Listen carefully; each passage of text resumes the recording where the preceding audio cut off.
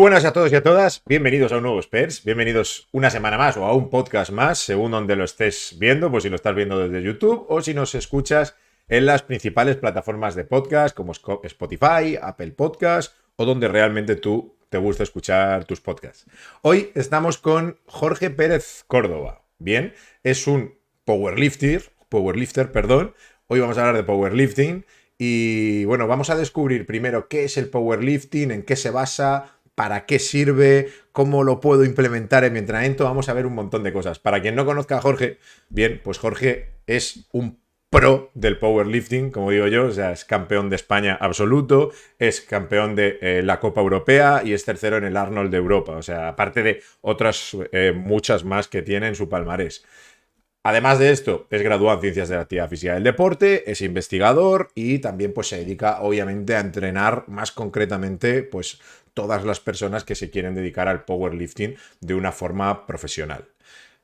Él ha escrito un libro sobre powerlifting, bien, que es la programación del entrenamiento de powerlifting, y hoy pues vamos a intentar hacer una idea global sobre qué es el powerlifting, como digo, para qué sirve, cómo lo puedo implementar en salud, rendimiento o cómo me puedo dedicar a él si es algo que me gusta y cómo implementar esos principios de entrenamiento. Así que sin más, aquí lo tenemos, os lo presento. Bienvenido, Jorge, ¿cómo estás? Pues estoy muy agradecido, Fausto, de estar aquí contigo y la verdad que me encanta poder hablar de powerlifting porque desde que era un crío es mi pasión. O sea, llevo haciendo power desde que tenía 16. Así que me siento muy agradecido de tratar de transmitir todo lo que he aprendido para que quien nos está escuchando coja como las pinceladas, lo más práctico, que ya sea entrenador o sea una persona que entrena, que le encanta la fuerza, como puede ser nuestro caso, que lo pueda llevar al siguiente nivel. Genial. Bueno, antes de continuar, para que también le podáis seguir en redes, para quien no le conozca, bien, yo le sigo en redes y el contenido que va subiendo, la verdad que es bastante interesante. Él es @Jorge Pérez Córdoba en Instagram y también tiene un canal de YouTube. Entonces, por ahí él va colgando un montón de contenido muy interesante. A mí me gusta, Jorge, entrar directamente a lo gordo, como digo yo. Entonces, para que la gente se vaya posicionando en su cabeza o vaya entendiendo de lo que vamos a hablar, bien, vamos a definir, o si puedes definir, qué es esta disciplina deportiva que se llama powerlifting, que ahora se escucha tanto en los gimnasios. ¿Qué es este powerlifting? ¿A qué nos referimos cuando hablamos de él? Pues mira, Fausto, el powerlifting, si nos vamos a la nomenclatura inglesa, implica levantamiento de potencia. Hay diferentes formas de llamar a este deporte que per se no es deporte en España aún, porque no hay una federación que regule lo que es toda la normativa, sino que hay distintas asociaciones en las que los levantadores compiten y participan en los campeonatos. Sí que es cierto que hay una asociación, que es la Asociación Española de Power, que está afiliada a la Federación Europea e internacional, que sí que tiene ese reconocimiento del Comité Olímpico Internacional. El powerlifting, si lo podríamos resumir de una manera súper sencilla, es que somos un conjunto de deportistas en el que tenemos como objetivo levantar la máxima cantidad de masa, de kilos posible en sentadilla, press banca y peso muerto. El funcionamiento es muy parecido a la halterofilia, pero en vez de ser la arrancada y el 2 tiempos, es la sentadilla, la banca y el muerto. Nos dan 3 intentos y se suma el mejor intento que se consigue en cada uno de esos movimientos. Por ejemplo, en la sentadilla tenemos 3 intentos y hacemos 80 kilos, bien, 90 kilos, perfecto, y 100 kilos, no podemos levantarlo, entonces nos quedamos con 90 en sentadilla. Hacemos lo mismo en banca, igual nos quedamos con 50 y en peso muerto nos quedamos con 120, que sí que lo conseguimos levantar en el tercer intento. Lo que sucede es que se suma el mejor intento de cada levantamiento y eso es el total de powerlifting. En cada una de las categorías de masa corporal se nos compara en función de los kilos que hemos levantado en ese total y después hay diferentes fórmulas según si es la Asociación Española de Power, si es la WRPF, si es la GPE, la que sea, distintas fórmulas que son de fuerza relativa, que tienen en cuenta ese total de kilos levantados y la masa corporal del levantador. Entonces, es una disciplina que es, digamos, muy sencilla de hacer porque en todos los gimnasios, en la mayor parte de gimnasios, muchos usuarios hacen squat, bench press y deadlift.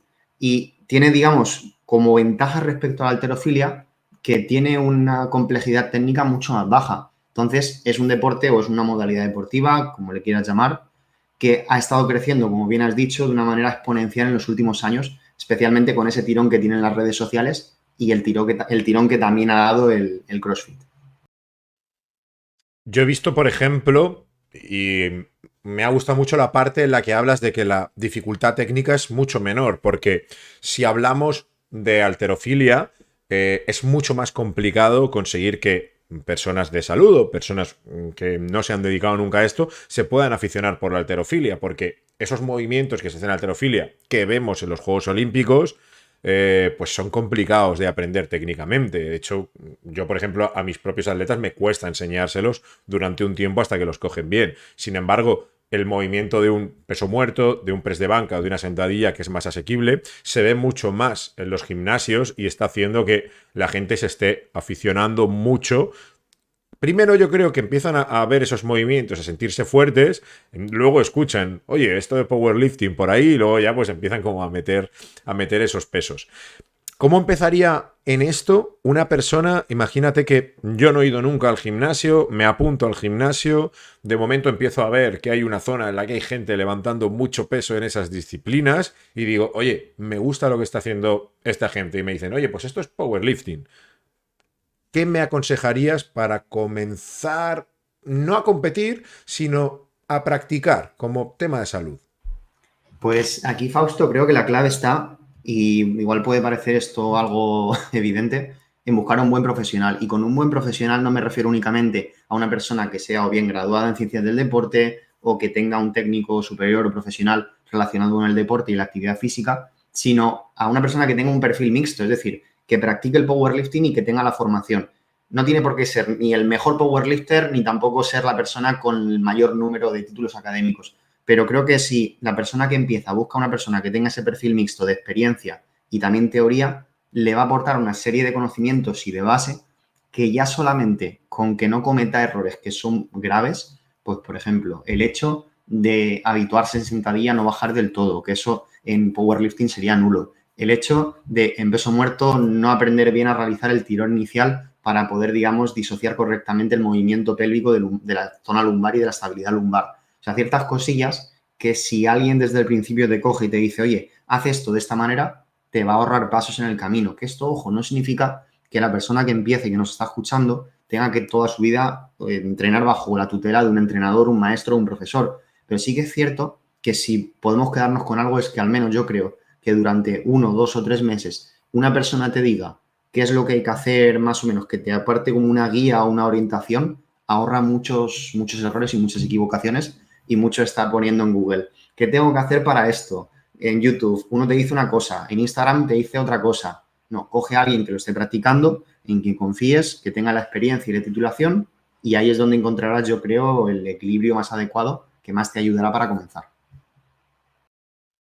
La sentadilla, el press de banca y el peso muerto son levantamientos que se hacen con barra, para quien no lo haya visto, pues con una barra olímpica, pesa 20 kilos, y luego ahí le vamos poniendo discos, ¿vale? Los discos son del mismo tamaño.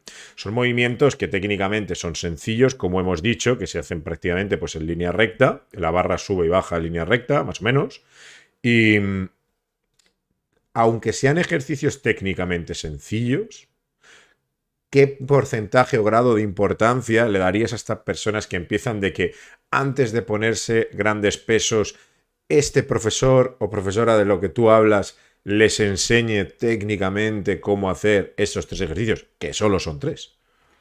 Pues te diría que la importancia ronda el 100%. Ronda el 100% porque hay algo que la mayor parte de usuarios de gimnasio y en general gente que empieza en Power no entiende, y es que cuando tú en una sentadilla empiezas a recortar, eso no es una sentadilla, eso es un cuarto de sentadilla, una sentadilla media, le llamas como quieras. Lo mismo que si, por ejemplo, estamos haciendo un peso muerto y empezamos a hacer tirones o a meter pata como hacen en Strongman. Eso es otro ejercicio distinto. O en press banca si no llego hasta abajo. Digo esto porque el hecho de que se dedique al principio un tiempo al aprendizaje técnico es esencial para, dentro de que nosotros como profesionales de ejercicio sabemos que existe variabilidad del movimiento, se estandarice la técnica para que estemos haciendo el mismo ejercicio a lo largo de la serie. Si no se ven aberraciones, sobre todo cuando entra en juego la fatiga. Entra en juego la fatiga y es como, venga, pues no bajo del todo o lo que tú dices, voy a meter cargas para las que no estamos preparados porque lo puedo hacer, sí, igual puedo levantar o puede levantar esa persona 100 kilos, en press banca, pero sin bajar del todo, o es tocar y subir en vez de haciendo la pausa en el pecho.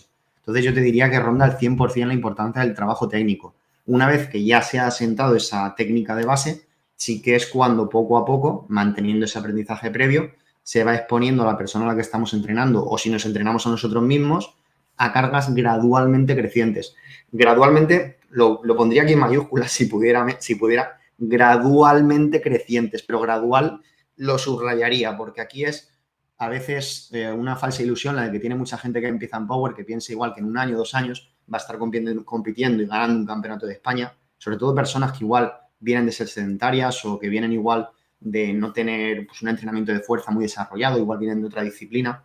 Y digo lo de la gradualidad porque es una de las claves en cuanto a, pues igual no todas las semanas hay que meterle más kilos a la barra, igual el hecho de que se repitan intensidades absolutas o kilos entre semanas, que se mejore la fluidez o la velocidad alcanzada en el movimiento, que la persona que lo está ejecutando sienta una menor percepción de esfuerzo, que a nivel técnico se vea más fluido, más bonito. Eso también es un progreso. Y eso es algo que muchas veces yo creo que por ese ímpetu y esas prisas que existen en las redes sociales de es que quiero subir un vídeo levantando más que la otra vez, o es que se acerca la competición y Juan está levantando 180 y yo levanto solo 160. ¿Qué más da? Tío, concéntrate en tu progreso, en eso de gradual, ¿no? Por eso lo quiero subrayar tanto y creo que es esencial mencionarlo. El hecho de que hay que ir poco a poco con esos incrementos una vez que se estabiliza la técnica. Yo cuando hablo aquí siempre creo que hay pocos podcasts que traten de entrenamiento en los que no hable de los principios del entrenamiento, pero me vuelvo a la base. Y un principio que se llama principio de aumento progresivo de la carga que tenemos que cumplir. Y me gusta lo que dices de subrayar porque el principio se le puede llamar de muchas maneras, pero se llama principio de aumento progresivo de la carga. Progresivo significa no pegar saltos. Porque si pegamos saltos al final no mejoramos igual, se generan lesiones y al final, como digo siempre, el camino más rápido es el camino más lento. Entonces es como, yo quiero levantar estos kilos tan rápido que al final si te lesionas en una progresión que no has hecho bien, pues todavía vas a tardar mucho más de lo que creías en hacerlo. Por eso en esa parte hay que ir mucho más lento y me gusta como lo has comentado. A nivel de, como hablamos de los 3 movimientos, ¿podrías concretar cómo sería correcto cada uno de los 3 movimientos para que cuenten en la competición? O sea, ¿qué recorrido tiene que tener una sentadilla, un press de banca y un peso muerto?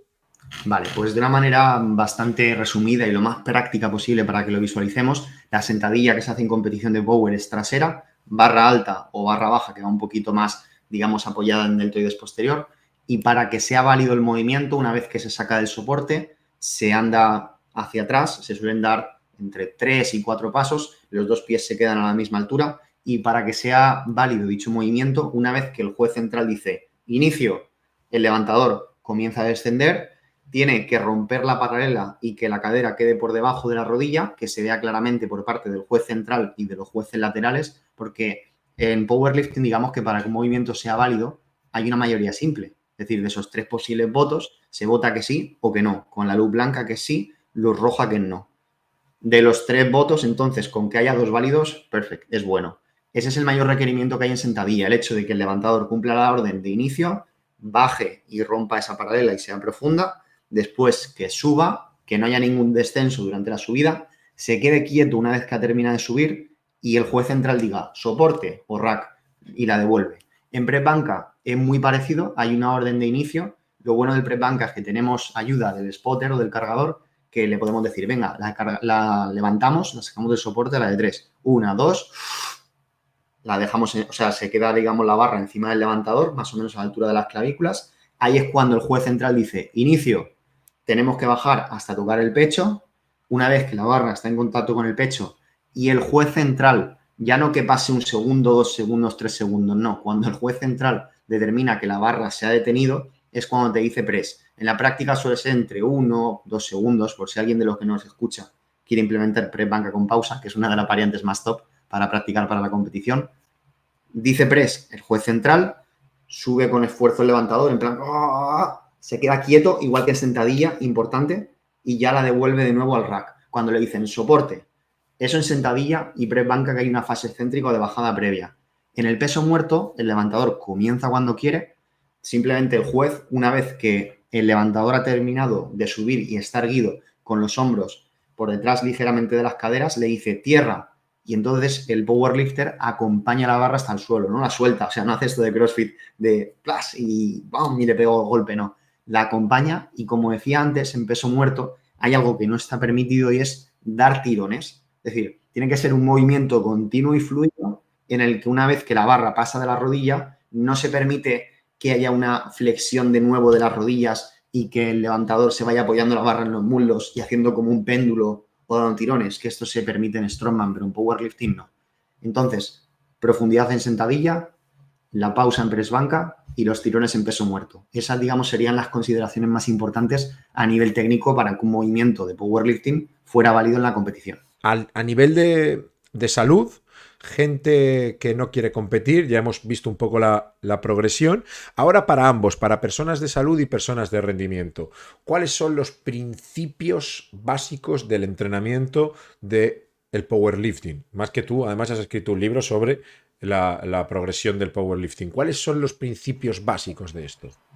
Pues teniendo en cuenta que, fíjate que cuando escribí el libro estuve revisando literatura con autores mega conocidos como García Manso, como Vadillo, Rivas Serna, etcétera, autores rusos, Sarsiowski, etcétera, y me di cuenta de que muchas veces al mismo principio le llaman de diferentes maneras, ¿no?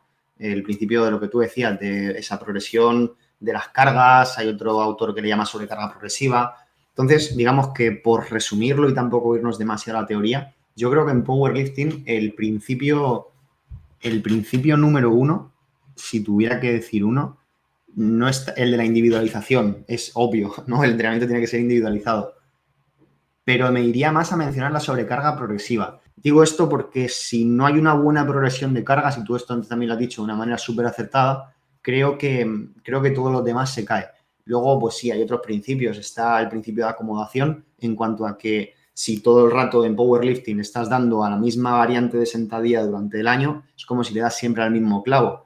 El riesgo de lesiones puede aumentar, de sobrecargas, la respuesta ante esos estímulos cada vez es menor, disminuye la sensibilidad entonces ante dichos estímulos y por lo tanto yo creo que el principio de sobrecarga progresiva, el de acomodación para ir variando los ejercicios, las variantes de los movimientos, los accesorios, etcétera, entre bloques de entrenamiento también es interesante y otro principio que digamos que retroalimenta estos que ya hemos mencionado y permite la individualización es el principio de control que menciona, por ejemplo, Navarro Valdivieso en su libro de planificación del entrenamiento deportivo y es que algo tan sencillo como llevar un diario de entrenamiento, como tener en cuenta cuáles son las variables o las métricas clave del rendimiento en el powerlifting, que para mí una variable clave que cualquier persona que haga power debe considerar es la repetición máxima estimada, ir viendo cómo evoluciona en el tiempo dentro de un bloque de entrenamiento para tener esa medida indirecta de la progresión en powerlifting sin tener que hacer el RM.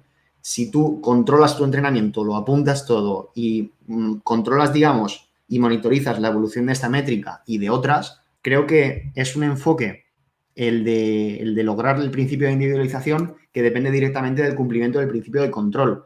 Por eso creo que estos principios se retroalimentan y parten de la sobrecarga progresiva hasta llegar a la individualización final a partir del control.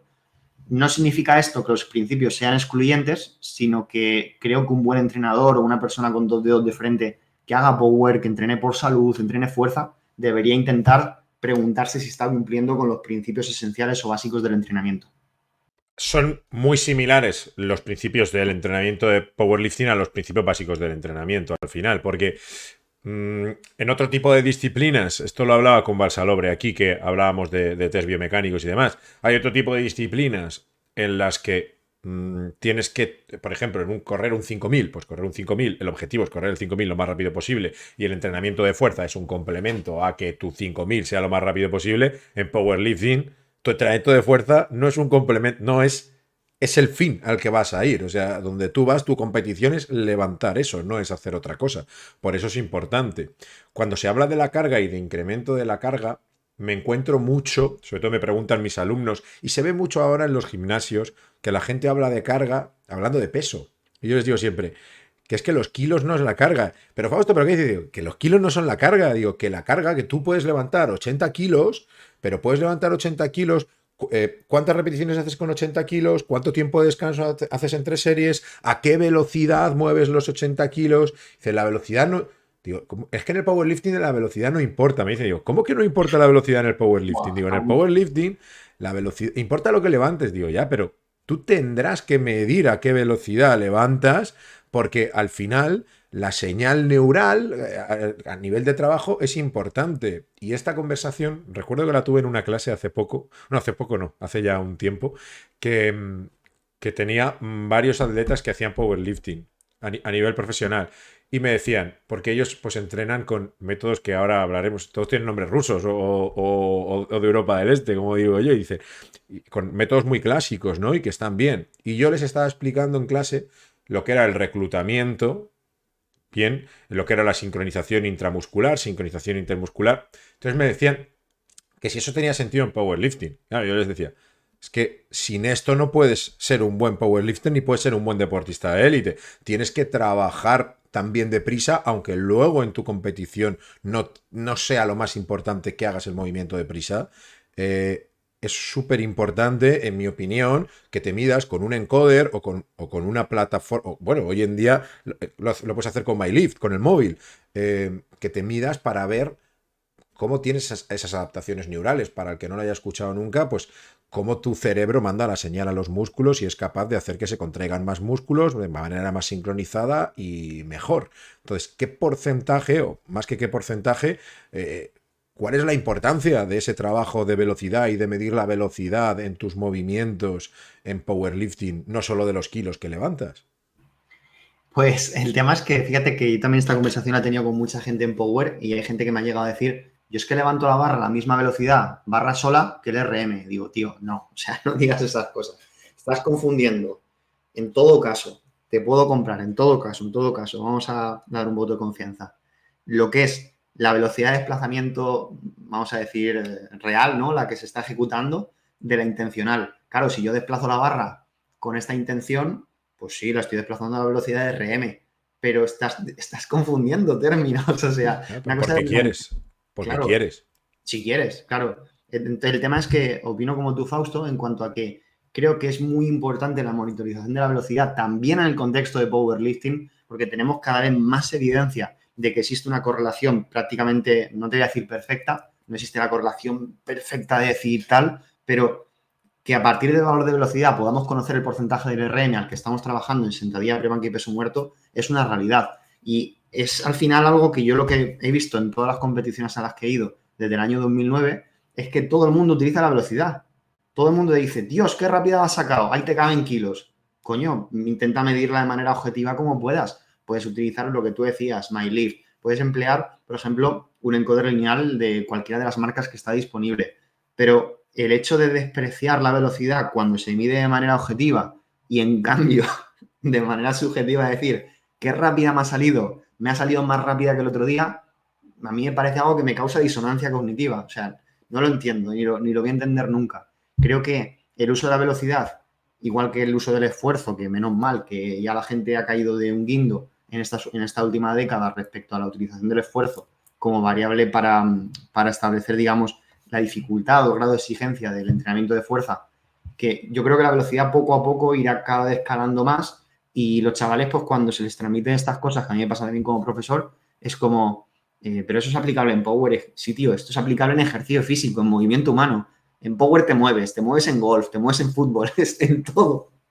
Igual que a la hora de progresar, ya metiéndonos en tema de lesiones, esto es para la gente que le interese que sepa que la velocidad es que la potencia es para mí, bueno, yo que me dedico más a otros deportes, la potencia es el deportista que no tiene potencia, que no trabajamos potencia mecánica, ese deportista deportivamente muerto, o sea, no vas a competir en nada, ni en fútbol, ni en tenis, ni en golf, ni en nada. Y en cuanto a esa progresión de la que has hablado, y me gusta que nos estemos centrando en eso, porque creo que este deporte es un 80% principio de aumento progresivo de la carga o sobrecarga progresiva. Para evitar lesiones hay otra cosa que yo comento muchas veces y a ver si puedes tú dar tu opinión o explicar mejor, que es, científicamente está demostrado que el músculo tiene una adaptación a la sobrecarga, por ejemplo, a poner pesos cada vez superiores, más rápida que el tejido conectivo, que ligamentos, tendones y demás. Entonces yo muchas veces con deportistas de élite y con personas de salud también, me pongo muy pesado de, está haciendo 50, pero también está el ego de, puedo levantar 60, ¿por qué no me subes ya? Y yo digo, sé que puedes levantar 60, pero vamos a aguantar un poco más aquí, porque si no tienes que competir, prefiero evitarme el riesgo de lesión y vamos a adaptar bien, porque tus músculos ya sé que pueden levantar 60, pero lo que no sé es si tus tendones y tus ligamentos pueden levantar 60. Entonces, me conviene muchas veces esperar un poquito más a dar el paso que ir demasiado rápido, porque al final las tendinitis es una de las lesiones más comunes que ocurren. Sí, al final las tendinopatías en sí y también cuando incurre la inflamación del tendón a nivel de tendinitis es algo que es bastante común en powerlifting e incluso yo diría, dentro de que estoy de acuerdo contigo y también de acuerdo con esa evidencia, lo he visto en levantadores excepcionales. O sea, hace unos años, por ejemplo, entrené a un chico que se llama Álvaro, a un levantador que es de powerlifting de menos de 83 kilos, que quizás es de las personas que he conocido que más rápido, o sea, más respondedores al entrenamiento de fuerza. O sea, una cosa impresionante. Y con ese tipo de deportistas, yo me he dado cuenta de que muchas veces nuestra labor es más como pisar a veces el freno, porque es que te aceptan casi lo que les eches. O sea, es una pasada. Y como bien dices, para poder... Es que no me gusta tampoco a veces decirlo de poder prevenir lesiones, porque siempre hay unos factores random que aparecen y bueno, pero bueno, poder aumentar la probabilidad o disminuir la probabilidad de que ocurra una lesión, ¿no? Yo lo que hacía muchas veces era decir, tío, vamos a repetir los kilos de la semana pasada, lo que decía antes, ¿no? Y simplemente el hecho de que los desplacen a una mayor velocidad, de que tu percepción de esfuerzo, incluso el RP de la sesión sea menor, que notes que te recuperas mejor de las sesiones, son muy positivos, tío, y estamos al final tomando decisiones que aunque en el corto plazo no sean tan orientadas al ego, a subir el vídeo con, mira, le he metido 5 kilos más que la semana pasada, pero en el medio y largo plazo van orientadas a lo que tú dices, que es promover esa longevidad y esa salud. Al final nosotros queremos deportistas que no sean solamente buenos en sub-23 o junior, porque powerlifting, igual que otros deportes, va por categorías de edad. Está sub-18, que es sub-junior, luego sub-23, que es el junior, y luego el open, que es hasta que tienes 39-40, y luego están los máster. Claro, el objetivo sería llegar a esa edad, ya compitas o no. No estar reventado por 24 sitios por decir, hostia, es que me he cocido 24 tendinopatías y tendinitis a lo largo de mi carrera deportiva porque quise correr demasiado. Yo soy más del enfoque de ser un pelín más conservador, pero creo también que tenemos que buscar ese equilibrio, ¿no? O sea, no irnos ni al mínimo esfuerzo rentable que, por ejemplo, Vadillo menciona en sus libros, ni tampoco a algunas propuestas que hay, sobre todo por parte de los americanos, que los rusos están locos, pero los rusos están locos en volumen o en cantidad de entrenamiento, en base a lo que yo he vivido, lo que he leído de entrenamiento, lo que he practicado a nivel de rutinas y programas de entrenamiento, los rusos de volumen y los americanos de intensidad. Por ejemplo, los de Westside Barbell son un gimnasio de Estados Unidos muy conocido de los años 2000, que dentro de lo que es el powerlifting ellos proponían hacer un RM todas las semanas en variantes de los movimientos de competición, para que te hagas una idea a veces de las barbaridades que hay. Lo que pasa es que como lo hizo un ruso, como lo hizo un americano, pues nosotros los españoles no tenemos ni puta idea, pero no es así. O sea, nosotros en España tenemos científicos del deporte de un grandísimo calibre, como por ejemplo Balsalobre, que lo han mencionado antes, como Vadillo, García Ramos, Pallarés, y no solo eso, sino entrenadores muy buenos y levantadores muy buenos. Y creo que hay que ir un poco más a veces a lo patrio, ¿no? No digo esto solo que lo de España sea lo válido, ¿no? Pero que nosotros aquí en España creo que también estamos muy bien en tema de entrenamiento de fuerza. Sin ninguna duda, hay grandes profesionales en este país. Además, ocurre mucho con también deportistas rusos o deportistas estadounidenses, que es, estos tipos de entrenamiento a veces. Yo soy partidario 100% de la intensidad, ¿eh? Aquí que no se me, que no se me haga un entendimiento en general de, oye, lo que quiere es que no se lesione y le está manteniendo kilos todas las... O sea, no, todo lo contrario. Lo que yo busco es siempre el límite del deportista, pero le busco un límite para que mejore, porque si no, no mejora, pero de una forma que tampoco se lesione. Y ahí es donde está nuestro trabajo. Si básicamente es, cuando te dicen, ¿qué te dedicas? A sacar lo máximo posible, intentando lesionarme lo mínimo posible. Y ese es nuestro trabajo. Pero ellos muchas veces hay determinados entrenamientos, sobre todo en disciplinas como en powerlifting, que a una persona le fueron bien y se extiende a los demás y no se respeta el principio de individualización. Esto quiere decir que te vas a cargar a los demás, vas a hacer selección natural, porque hay gente que aguanta mucho y gente que no aguanta mucho. Entonces, muchas veces a ellos no les importa la selección natural, pues si cae uno, al final lo que queremos es sacar campeones. No nos importa que caigan 850 en el camino, lesionados. Con que haya un campeón nos vale. Pero bueno, yo creo que siempre, y más en estas disciplinas, alargar la vida del deportista, no la vida, sino la vida deportiva del deportista lo máximo posible, es algo muy, muy provechoso para él y para su salud mental, que también creo que hay que cuidarla. En una persona que ahora mismo ya está en el gimnasio hace un tiempo, ya se enganchó, hablábamos del que llegaba el primer día y tal, pues este ya se ha enganchado. Ya levanta ciertos kilos, ya tiene sus amigos y sus amigas con los que va a entrenar todos los días, se apoyan unos a otros y dice, oye, pues tío, estás fuerte, ¿por qué no compites? ¿Qué le dirías a esa persona que dice, es el momento de competir? ¿Y qué cosas le dirías que no hiciera que tú sí que cometiste como errores en su día, en tu camino, ¿vale? En tu camino a ser campeón, cometiste, ¿qué le dirías? Oye, hazlo de esta manera y yo te recomiendo quizá que estas cosas las evites. Pues le diría, por empezar primero por evitar lo negativo, que no hace falta que pruebe el RM entrenando. O sea, no hace falta que diga, buah, es que para la competición quiero ver si me salen 250 en muerto, entonces los voy a meter entrenando a 2 semanas, porque claro, si lo levanto entrenando 2 semanas, entonces la competición seguro que me salen. Error, cagada. O sea, cagada porque te has cargado toda la progresión. O sea, confía en la progresión que o bien tú mismo has diseñado o tu entrenador ha diseñado para ti y no tengas esa prisa de querer probar kilos para los que no es que no estés preparado, pero esto es como disparar balas. O sea, en tu preparación tienes una serie de balas en tu cargador y lo interesante sería que sí, que dispares balas dentro del entrenamiento, pero que te dejes alguna para la competición. Si pruebas el RM entrenando, lo más seguro es que te quedes con el cargador vacío o casi vacío. Luego, otra cosa que le recomendaría, más allá de quitar eso, ¿no? Sería el hecho de que cuando vaya a competir, que intente en cierto modo replicar al máximo posible lo que ha hecho entrenando a nivel de rutinas, a nivel de conductas y de hábitos. En cuanto a que si, por ejemplo, todas las mañanas va a entrenar, imagínate, trabaja de tarde el chaval o la chavala, o está estudiando de tarde en la universidad, entrena de mañana, antes de entrenar se da un paseo de 10 minutos, escucha música o va en bici o lo que sea, pues eso, el día de la competición que intentará replicarlo, porque al final yo con el paso de los años me he dado cuenta de que las competiciones son entrenamientos que hacemos con público y ya está, y con el material oficial. No deja de ser eso y creo que es una forma de verlo así que nos quita mucho peso de encima a los deportistas. O sea, yo cuando comprendí que una competición no es un evento único, estelar, del que va a depender toda mi carrera deportiva, yo he tenido muchísimas malas competiciones, malísimas, horribles, de meter la pata muchísimo.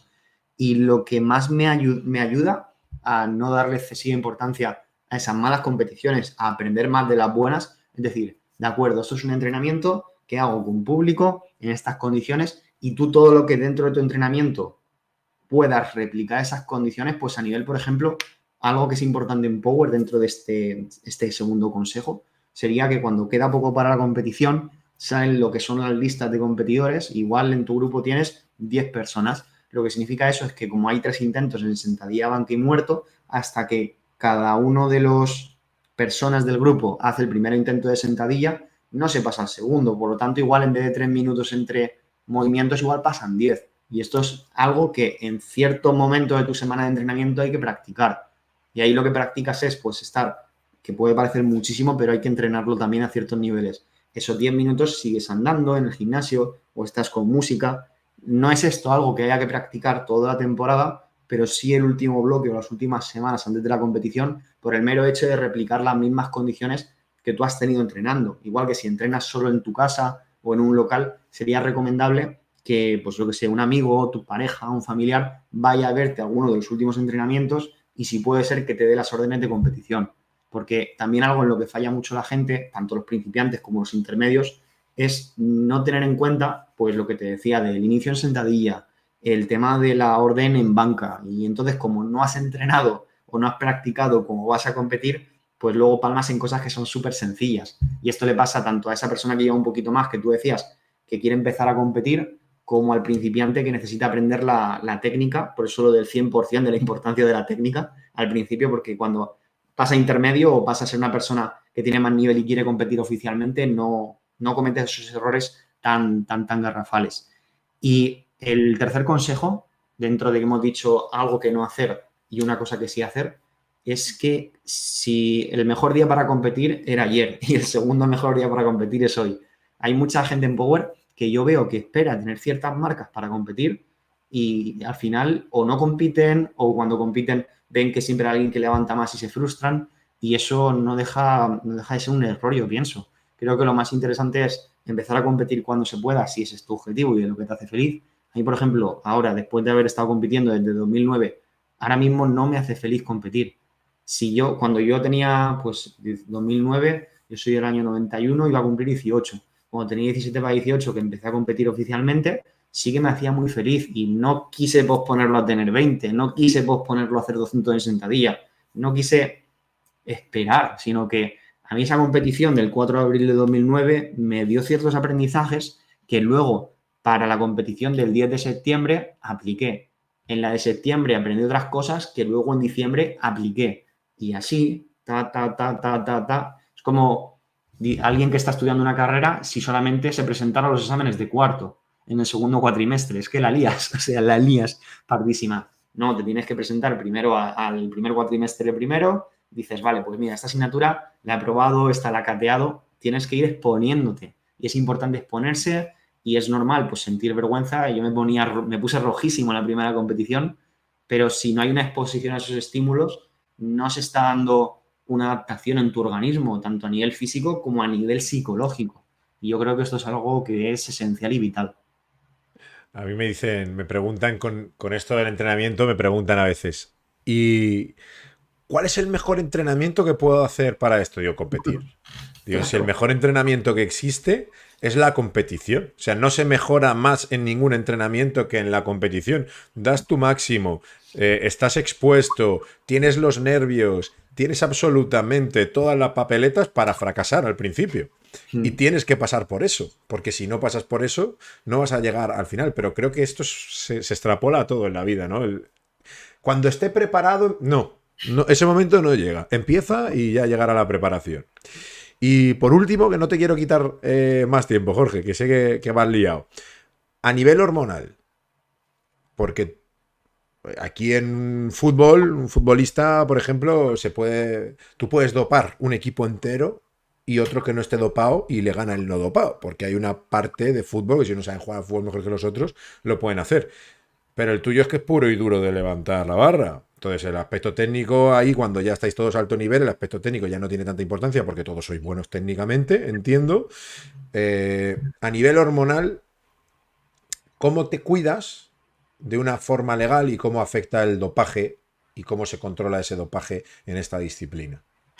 Pues es una muy buena pregunta porque fíjate que el tema del dopaje yo creo que es un problema. Con el tema de redes sociales hay algo que veo que es muy peligroso y es el hecho de que se estaba analizando. Se estaba analizando en el tema del fitness, gimnasio, el powerlifting también, el hecho de que, bueno, pues este levantador o levantadora se sabe que toma, pero bueno, no se dice públicamente y a esa persona pues como que se le engrandece, ¿no? O se le endiosa porque al final, si ese levantador que toma mueve, me lo estoy inventando, mueve en sentadilla 200 y el que no toma mueve 150, es una locura 150 en sentadilla, pero el otro es que mueve 200. ¿Quién va a tener más likes, más compartidos, más ser más como Dios? Es como el culturismo, ¿no? El culturismo natural versus el culturismo, digamos, no nativo, no natural. Lo que pasa aquí en España es que tenemos, por una parte, la Asociación Española de Power, que tiene controles antidopaje tanto en la competición como fuera de competición. Yo creo, y esto lo he verbalizado en el pasado especialmente dentro de la asociación, que se debería potenciar los controles fuera de competición más que lo de la competición, porque dice, joder, si me pasan el examen tal día, es como si me dicen, vale, por ejemplo, yo que estoy estudiando ahora la carrera de psicología para complementar, si yo sé que tengo el examen el día 20, entonces estudio previamente, me preparo, sé a partir de qué día tengo que memorizar en el deporte para el tema de los controles antidopaje, pues, según tengo entendido, hay ciertas estrategias como dejar de tomar ciertas sustancias o enmascarar con otras medicaciones o fármacos para ese test no dar positivo. Y en cambio, si la mayor parte de test se hicieran fuera de competición, creo que se cazaría mucho más a gente que son tramposos. Eres un tramposo si estás compitiendo en una asociación o federación con controles y tomas este tipo de sustancias. Otra cosa es otras asociaciones en las que no hay esos controles y ahí, bueno, son adultos que libremente deciden tomar esas sustancias. Yo, a título personal, Jorge Pérez Córdoba, lo respeto, no lo comparto y me parece que es un error garrafal del que mucha gente, igual con, me invento, 25 años, 30, dice, sí, yo soy adulto, yo sé la decisión que estoy tomando, voy a tomar este tipo de sustancias, anabólicos, etcétera. Vale, lo sabes con 25 o 30, pero ¿estás seguro de que con 35 o 40 habrías tomado la misma decisión? Habrá gente que diga, sí, porque es que mira, llegué a levantar tanto, conseguí estos títulos. Yo no estoy del todo de acuerdo, ¿eh? Creo que puede ser algo muy peligroso. Hay mucha gente que puede estar jugando con fuego y en el contexto del powerlifting entonces están esas dos opciones, ¿no? Los campeonatos con controles, hay gente que hace trampa y que no les pillan, a otros que sí que les han pillado y los campeonatos sin controles. Yo creo que de una manera natural, la mejor manera de cuidarse a nivel de sistema endocrino, sistema hormonal, sería especialmente, bueno, entrenamiento de fuerza bien dosificado. Creo que un entrenamiento de fuerza que es excesivo y precisamente lo que produce es, esto puede parecer un poco gráfico, pero igual se entiende. En el caso, por ejemplo, de los hombres, pérdida de líbido, niveles de testosterona un poquito más bajos, esa sensación a nivel hormonal de que estás muy desajustado. Entonces, una buena dosificación y cumplir ese principio de sobrecarga progresiva es lo que asegura también que tu sistema endocrino esté en buen estado de forma, por así decirlo, fitness, y luego también una correcta alimentación, consumo de vegetales, un consumo equilibrado que un buen nutricionista te podría orientar mucho, mucho mejor que yo. Y creo que también hay un factor muy, muy olvidado en el powerlifting especialmente y en el entrenamiento de fuerza cuando trabajamos con clientes que tienen 20, 22, 23, 24 años o más jóvenes, que es el tema del descanso y el sueño. Claro, esos chavales son al final máquinas de testosterona o máquinas hormonales que mejoran con cualquier tipo de estímulo. Pero es importante hacer mucho énfasis en esos hábitos de sueño, en esa higiene de sueño, en dormir las horas y dormirlas de calidad, porque si metemos esas patas de que el entrenamiento está bien dosificado, hay una buena alimentación y luego a nivel de descanso y de sueño vamos bien, ¡buah! O sea, ya no solo el sistema endocrino, sino que el sistema neuromuscular está como debería estar en un deportista top. No caer en el sobreentrenamiento, porque el sobreentrenamiento no solo afecta de, estoy cansado, sino que tiene afecciones tanto a nivel hormonal como a nivel del sistema nervioso central y todo eso se retroalimenta al final, va todo junto, es complicado. Señor Jorge, un placer tenerte aquí. Como ya os he dicho al principio, pues es @Jorge Pérez Córdoba en Instagram, también lo podéis encontrar en YouTube y ahí tiene todo el contenido. Ha sido un auténtico placer, como te digo, he aprendido muchísimo de powerlifting, que hay muchas cosas que no sabía. He visto la visión de un campeón, he visto la visión de un entrenador que también genera campeones y espero que te siga yendo tan bien como te va y que sigas haciendo crecer el powerlifting como lo estás haciendo. Muchas gracias, Fausto. Ha sido un verdadero placer aprender hoy contigo. Hasta luego, cuídate Hasta luego. mucho. Cuídate, chao.